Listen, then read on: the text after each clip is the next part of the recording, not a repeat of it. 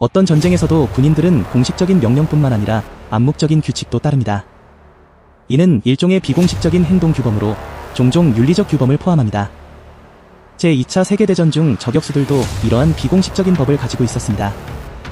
전선에 보내지기 전에 군인들은 적에 맞서 싸울 수 있도록 이념적으로 조율되었고 잔인하고 비인간적인 적의 이미지를 마음속에 형성했습니다.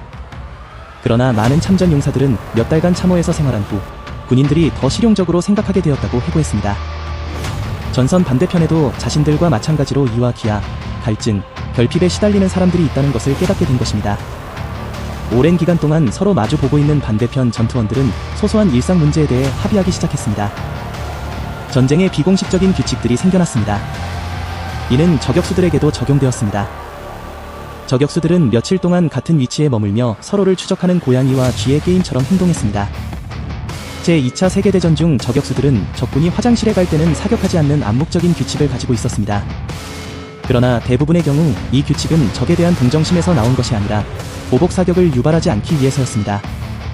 전문가들은 이러한 비공식적인 화장실 면책이 여전히 존재한다고 주장합니다.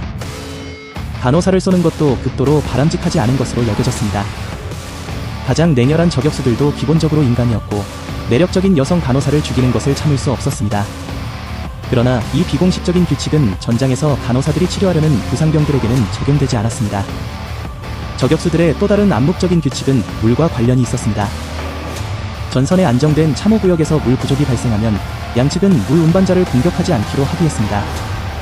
그러나 지휘관들은 종종 이러한 비공식적인 규칙을 인정하지 않았기 때문에 저격수들은 장교들이 있는 앞에서는 적의 물 운반자를 고의로 놓치려고 했습니다. 소련군과 독일군은 적의 물 운반자를 쏘면 자신의 물 운반자도 보복으로 죽게 되어 양측 모두가 갈증에 시달리게 된다는 것을 잘 알고 있었습니다. 때로는 전선 바로 앞에 음식이나 다른 유용한 물품이 있는 버려진 농장, 창고, 지하실이 있었습니다. 1945년 초 소련군이 헝가리를 해방하기 시작했을 때 재미있는 사건이 발생했습니다. 산속의 한 마을은 전선의 중심에 있었고 주민들은 떠났지만 음식 공급은 남아있었습니다. 양측은 이 버려진 마을을 점령할 수 없었기 때문에 독일군과 소련군은 마을을 방문할 특정 시간을 정하고 그 시간 동안 저격수들은 사격하지 않기로 합의했습니다. 베르마흐트 부대에는 저격수들이 검은 독수리 머리와 도토리, 3개의 참나무 잎이 있는 패치를 착용하지 않아도 되는 비공식적인 규칙이 있었습니다. 이는 저격수들의 안전을 위해 허용된 것이었습니다. 일반 병사들 사이에서 저격수는 매우 비호감이었기 때문입니다. 소련군 서게이 레비츠키는 이러한 태도의 이유를 설명했습니다. 모두가 총탄과 파편에 노출된 상태에서 백병전을 벌이는 반면 저격수는 은밀히 사격하여 보이지 않는 피해자를 죽였습니다. 이는 전쟁의 법칙에 따르면 비열한 행위로 간주되었습니다.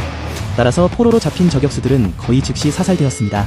독일 저격수들은 이러한 결과를 잘 알고 패치를 떼어냈습니다.